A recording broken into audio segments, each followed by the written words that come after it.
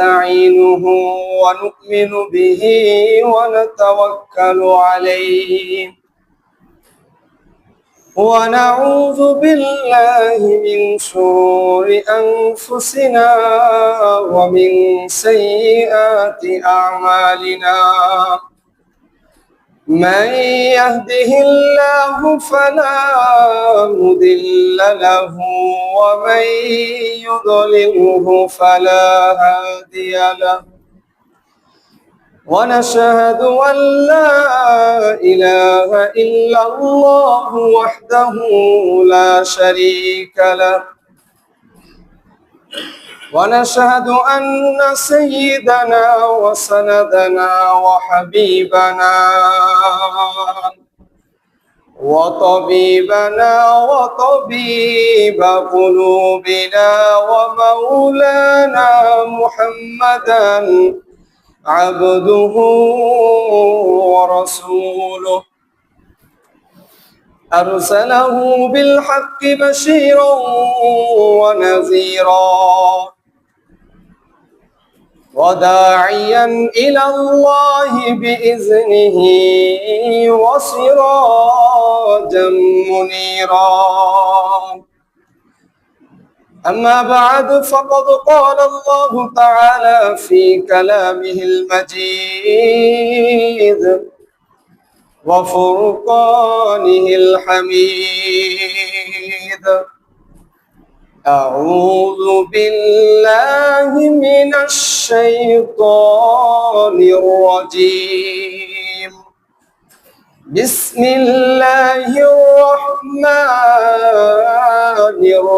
الرحيم يا أيها الرسل كلوا من الطيبات واعملوا صالحا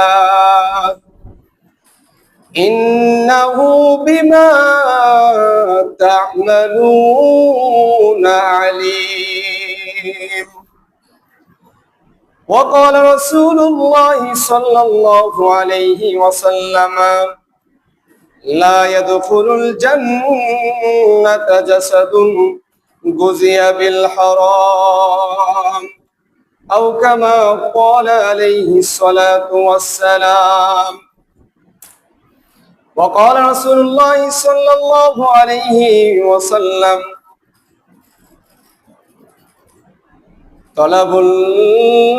طلب كسب الحلال فريضة بعض الفريضة أو كما قال عليه الصلاة والسلام إن الله وملائكته يصلون على النبي يا أيها الذين آمنوا صلوا عليه وسلموا تسليما درود إبراهيم اللهم صل على محمد وعلى آل محمد كما صليت على إبراهيم وعلى آل إبراهيم إنك حميد مجيد اللهم بارك على محمد وعلى آل محمد كما باركت على إبراهيم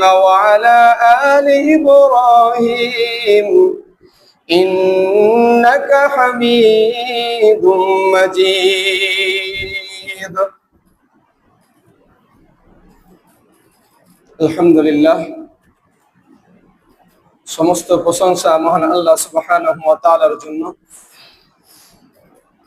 যে মাবুদ হাকিকি আমাদেরকে পবিত্র জুমার দিন জুমার নামাজ আদায়ের উদ্দেশ্যে জিলহজ মাসের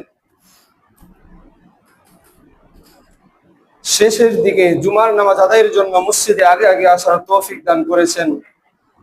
এবং আল্লাহ সুবহানাহু ওয়া তাআলা আমাদেরকে যে সুস্থতা দান করেছেন, আমরা যে মসজিদে আসতে পেরেছি, এই জন্য আমরা সকলেই ওই মাবুদ হাকিকির জন্য আমরা সকলেই অন্তরে অন্তরস্থল থেকে শুকরিয়া জ্ঞাপন করে বলি আলহামদুলিল্লাহ।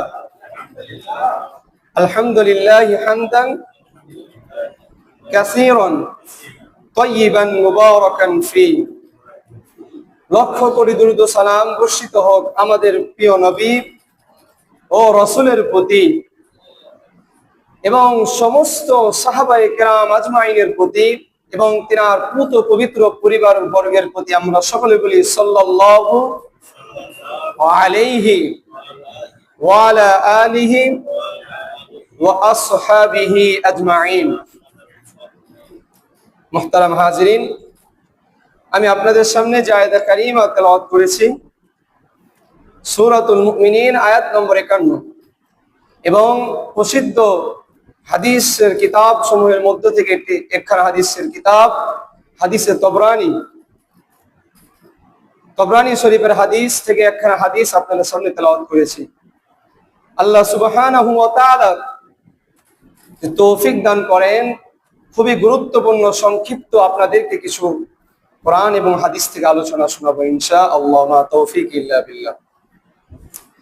আমি যে আয়াতে কারিমা তেলাওয়াত করেছি, আল্লাহ সুবহানাহু ওয়া তাআলা বলেন, ইয়া আইয়ুহার রাসূলু কুলু মিনাত তাইয়্যিবাতি ওয়া'মালু সালিহান কুলু মিনাত তাইয়্যিবাতি ওয়া'মালু সালিহান ইন্নাহু আলিমুম বিযাতিস সুদূর। আল্লাহ সুবহানাহু ওয়া তাআলা এই আয়াতে কারিমার মধ্যে বলেন, ইয়া আইয়ুহার রাসূল। একটু সকলেই খেয়াল করে শুনি, অত্যন্ত গুরুত্বপূর্ণ। আল্লাহ তাআলা বলেন, ইয়া আইয়ুহার রাসূল, হে নবীগণ। রাসূল এটা এক বচন, রসুল এটা হচ্ছে বহু বচন। অর্থাৎ আল্লাহ সুবহানাহু ওয়া তাআলা সমস্ত নবীগণকে উদ্দেশ্য করে বলছেন, খেতাব করে বলতেছেন, ইয়া আইয়ুহার রাসূল, হে সমস্ত নবীগণ, কুলু তোমরা খাও, তোমরা আহার করো, মিনাত তাইয়্যিবাত পবিত্র খাবার, হালাল খাবার, ওয়া'মালু সালিহা এবং তোমরা নেক আমল করো, ইন্নাহু আলিমুম ইন্নাহু বিমা তা'মালুনা আলিম, নিশ্চয় আমি তোমাদের কর্ম সম্পর্কে, তোমাদের কাজ সম্পর্কে অবগত। সম্মানিত হাজিরিন, আজকের আলোচনা হবে যে হালাল রুজির গুরুত্ব কতটুকু, হালাল রুজির গুরুত্ব কতটুকু এর উপরে আমরা আলোচনা শুনবো ইনশাআল্লাহ। কেন আমরা হালাল রুজি সম্পর্কে আলোচনা করছি? আল্লাহ সুবহানাহু ওয়া তাআলা কাদেরকে উদ্দেশ্য করে বলেছেন বললাম? রাসূলগণকে। বলেন তো, রাসূলগণ কি কখনো কোনো সময় একটা যাররা পরিমাণ হারাম জিনিস খেয়েছেন? খান নাই। তারপর আল্লাহ সুবহানাহু ওয়া তাআলা রাসূলগণকে উদ্দেশ্য করে বলছেন, এর মানে নাকি তিনি উম্মতকে, তিনি তার বান্দাকে উদ্দেশ্য করে বলছেন, ইয়া আইয়ুহার রাসূল, হে নবীগণ, কুলু তুমি আহার করো, তুমি খাও, মিনাত তাইয়্যিবাত পবিত্র বা হালাল খাবার। যে এই আয়াতে কারিমার মধ্যে আমরা একটু লক্ষ্য করি, আল্লাহ সুবহানাহু ওয়া তাআলা দুইটি কথা, দুইটি আমলের কথা বলেছেন নবীগণকে। এক নম্বর আমল হচ্ছে হালাল খাবার, পবিত্র খাবার খেতে হবে, আল্লাহ তাআলা বলেছেন। দ্বিতীয় নম্বর যে পয়েন্ট, ওয়া'মালু সালিহা, তোমরা নেক আমল করো। বলেন তো, আল্লাহ সুবহানাহু ওয়া তাআলা নেক আমলের কথা আগে বলেছেন না হালাল রুজি খাবার কথা আগে বলেছেন? হালাল পবিত্র খাবারের কত গুরুত্ব! নেক আমলের আগে আপনাকে হালাল রুজি উপার্জন করতে হবে। এর বিস্ময়কর কারণ কি? এর কারণ হচ্ছে যে আমল কবুল হওয়ার জন্য পূর্ব শর্ত বা আমল কবুল হওয়ার জন্য আগের শর্ত হচ্ছে হালাল রুজি উপার্জন করা, হালাল খাবার খাওয়া। বলেন তো, আমল কবুল করার জন্য, আমার আমলটা যেন আল্লাহ তাআলার দরবারে কবুল হয়, এই জন্য পূর্ব শর্ত কি? হালাল খেতে হবে, হালাল উপার্জন করতে হবে। কেন কেন কেন? রাসূল পাক সাল্লাল্লাহু আলাইহি সাল্লাম তবরানী শরীফের হাদিস, রাসূল পাক সাল্লাল্লাহু আলাইহি সাল্লাম বলেন, লা ইয়াদখুলুল জান্নাতা জাসাদুন গুযিয়া বিল হারাম। সকলেই একটু খেয়াল করে শুনি। আল্লাহ রাসূল সাল্লাল্লাহু আলাইহি সাল্লাম বলেন, লা ইয়াদখুলুল জান্নাতা জাসাদুন, ওই শরীর, ওই দেহ, দেহ মানেই তো ব্যক্তি, নাকি বলেন? দেহর বাইরে কেউ হয়? দেহ মানে কি? ওই ব্যক্তি। লা ইয়াদখুলুল জান্নাতা জাসাদুন, ওই ব্যক্তি, ওই ব্যক্তির দেহ বা ওই শরীর জান্নাতে প্রবেশ করবে না। গুযিয়া বিল হারাম, যে শরীরটা লালিত পালিত হয়েছে, যে শরীরের রক্ত মাংসটা তৈরি হয়েছে, যে শরীরটা মানে বৃদ্ধি পেয়েছে হারাম খাবার দ্বারা। বলেন তো, বলেন নাউজুবিল্লাহি মিন যালিক। মুহতারাম হাজরিন, আমি আপনাদেরকে বোঝাতে চাচ্ছি যে হারাম খাবার কতটা ভয়ানক হতে পারে। আপনি সারা জীবন আমল করলেন, সারা জীবন নামাজ পড়লেন, সারা জীবন আপনি যাকাত দিলেন, সারা জীবন আপনি প্রত্যেক বছর হজ করলেন, আপনি সদকা দান সবকিছুই করলেন, তবে আপনার শরীরটা লালিত পালিত হচ্ছে হারাম খাদ্য দ্বারা। রাসূলের হাদিস বলতেছেন ওই শরীর জান্নাতে যাবে না। বলেন নাউজুবিল্লাহি মিন যালিক। আমি কি আপনাদেরকে বুঝাতে পেরেছি যে হালাল খাবারের কত গুরুত্ব? যে আমলে আমার কবুল হবে না, আমি শত শত রাকাত নামাজ পড়বো, আমার নামাজ কবুল হবে না। আমি শত শত বার হজ করবো, আমার হজ কবুল হবে না। আমি যাকাত দিব, আমার যাকাত কবুল হবে না। কারণ রাসূল পাক সাল্লাল্লাহু আলাইহি সাল্লাম বলতেছেন যে হারাম খাদ্য দ্বারা, বলেন তো, হারাম আপনি উপার্জন করলেন, ওই হারাম উপার্জন দ্বারা হজ করলে হজ হয়ে যাবে? হারাম উপার্জন দ্বারা আপনি যদি যাকাত দেন, ওই যাকাত আদায় হবে? হারাম উপার্জন দ্বারা আপনি যদি আপনার শরীরকে লালিত পালিত করেন, আপনার সন্তান সন্ততিকে আপনি বড় করেন, তাদেরকে মানুষ করেন, বলেন তো ওই শরীর, ওই লালিত পালিত আপনার কোনো কাজে আসবে? কোনো কাজে আসবে না। কেন? এর গুরুত্ব কতটুকু? রাসূল পাক সাল্লাল্লাহু আলাইহি সাল্লাম আরেকটা হাদিসের মধ্যে বলেন, তলাবু কাসবিল হালাল ফারিদাতুন বাদাল ফারিদা। রাসূল পাক সাল্লাল্লাহু আলাইহি সাল্লাম বলতেছেন যে তলাবু কাসবিল হালাল, তলাবু মানে অনুসন্ধান করা, কাস মানে উপার্জন, আর হালাল অর্থাৎ হালাল রুজি উপার্জন করা। কি এটার হুকুমটা কি? এটার মর্তবা বা এটার গুরুত্ব কতটুকু? ফারিদাতুন বাদাল ফারিদা, একজন ব্যক্তি নামাজ আদায় করলো, ফরজ নামাজ আদায় করার পর আরেকটা ফরজ হচ্ছে হালাল রুজি উপার্জন করা। বলুন সুবহানাল্লাহ।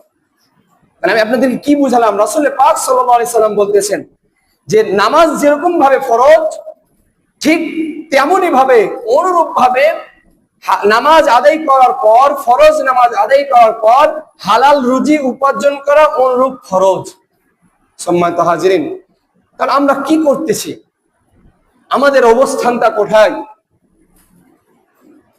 আমাদের বর্তমান যে অবস্থা, আমাদের বর্তমান যে স্বভাব চরিত্র, চোখ কান মুখ সব বন্ধ করে আমরা সমান তালে হালাল হারাম না দেখে আমরা উপার্জন করেই যাচ্ছি।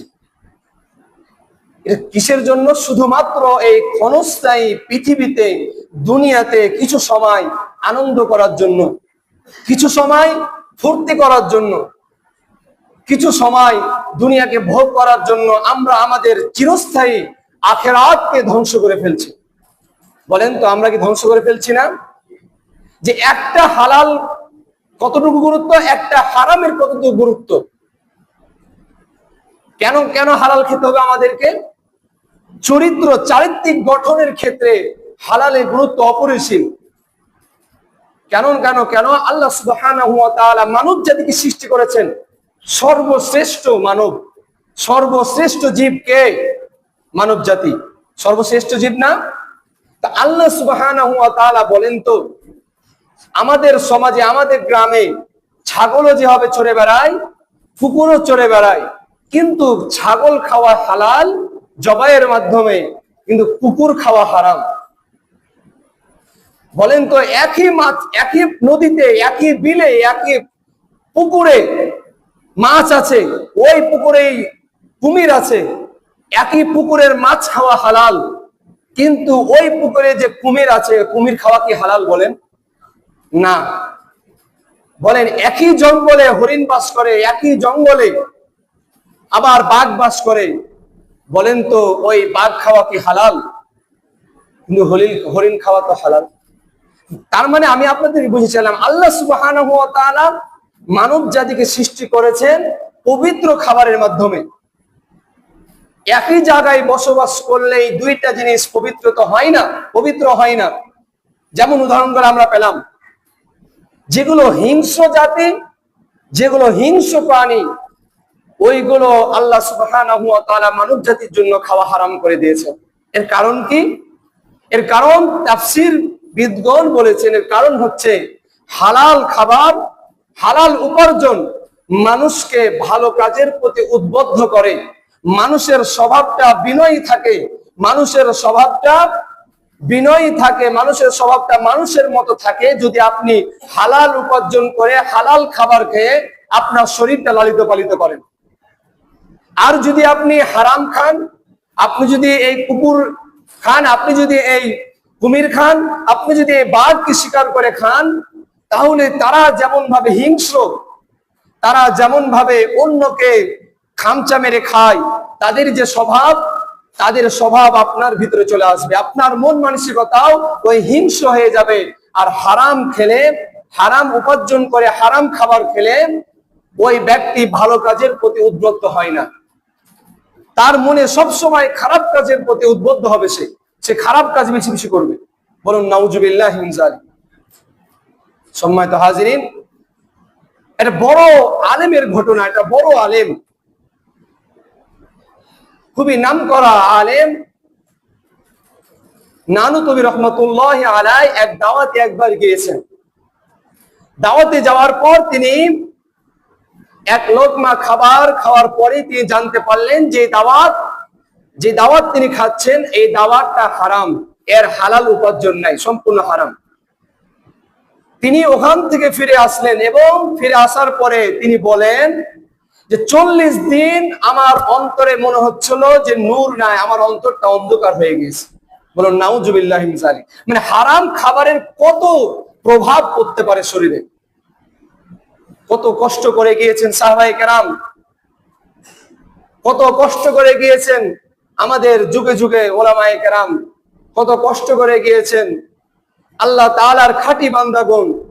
তারা নিজেদেরকে সমস্ত হারাম থেকে দূরে রেখেছে, যত প্রকার হারাম উপার্জন রয়েছে সমস্ত হারাম উপার্জন থেকে, হারাম খাবার থেকে নিজেকে দূরে রেখেছেন।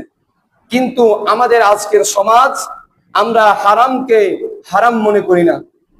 সবচেয়ে ভয়ানক ব্যাপার হচ্ছে আমরা হারামকে হালাল মনে করে খাই, আমরা হারাম উপার্জনকে হালাল মনে করি, এটা সবচেয়ে ভয়ানক ব্যাপার। কত বড় ভয়ানক ব্যাপার! একজন ব্যক্তি যদি হারামকে হারাম হিসাবে খায়, তাহলে সে আল্লাহ তাআলার আদেশ অমান্য করলো, তবে সে কাফের হবে না, সে কাফের হবে না। কিন্তু একজন ব্যক্তি যদি হারামকে হালাল হিসাবে খায়, হালাল মনে করে খায়, কেউ যদি মনে করে যে সুদ খাওয়া হালাল, কেউ যদি মনে করে অন্যের সম্পদ অন্যায় ভাবে ভক্ষণ করা হালাল, আমি হালাল ভাবে উপার্জন করছি, সাথে সাথে তার ঈমান চলে যাবে। তাহলে এটা ভয়ানক ব্যাপার না? বলেন এটা ভয়ানক ব্যাপার না? এক, হারামকে হারাম হিসাবে খাওয়া। দুই, বর্তমান সমাজের ভয়াবহ পরিস্থিতি যে হালালকে তো হালাল খাই না, আবার হারাম জিনিসকে হালাল মনে করে খাওয়া। বলুন নাউজুবিল্লাহি মিন যালিক। সম্মানিত উপস্থিতি, এই হারাম খাবার কত ভয়ানক আর হালাল উপার্জন কতটা দরকার। আল্লাহ রাসূল সাল্লাল্লাহু আলাইহি সাল্লাম বলেন হাদিসের মধ্যে যে লা ইয়াদখুলুল জান্নাতা জাসাদুন গুযিয়া বিল হারাম, যে শরীরটা হারাম খাদ্য দ্বারা লালিত পালিত হবে, ওই শরীরটা জান্নাতে যাবে না।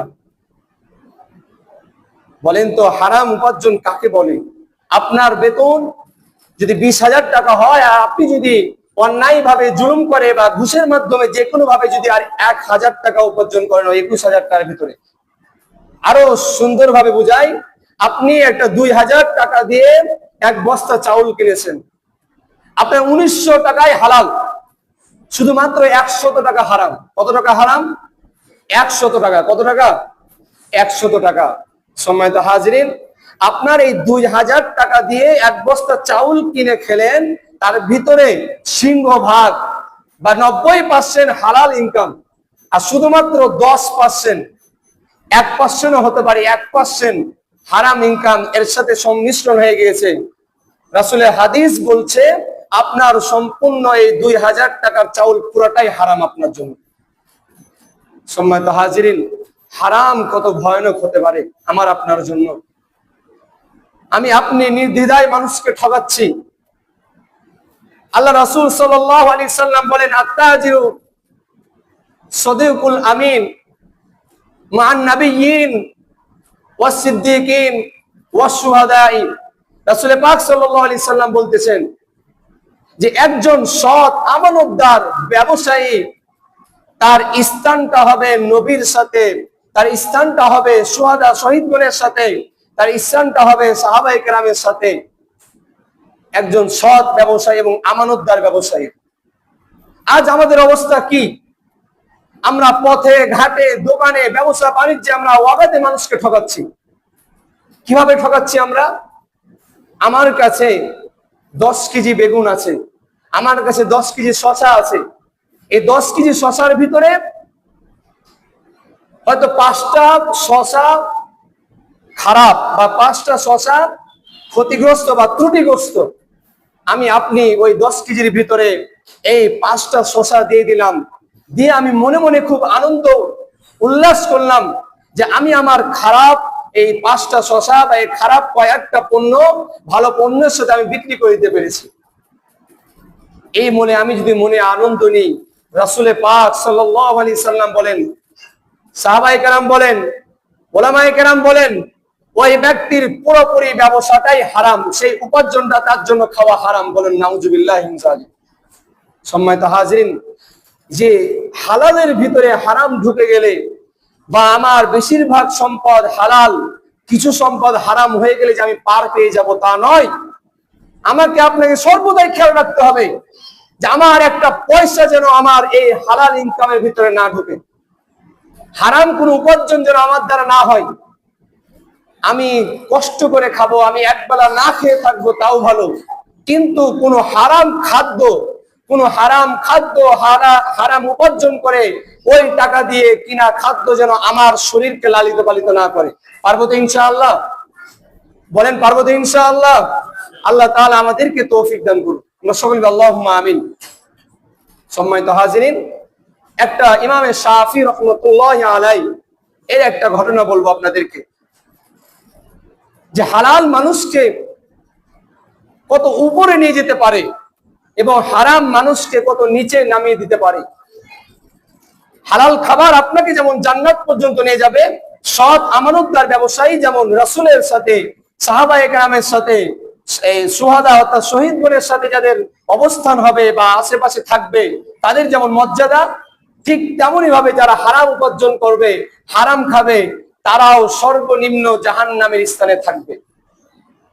তো বলেন তো, আমরা কি কেউ চাই জাহান্নামে যেতে? বলেন, আমরা কি কেউ চাই নাফরমান বান্দা হতে? বলেন, কেউ কি একজন এই মজলিসে হাত তুলে বলতে পারবেন যে আমি আল্লাহ তাআলার নাফরমান বান্দা হতে চাই? যদি নাফরমান বান্দা হতে আমরা নাই চাই, তাহলে কেন আমাদের মনে থাকে না?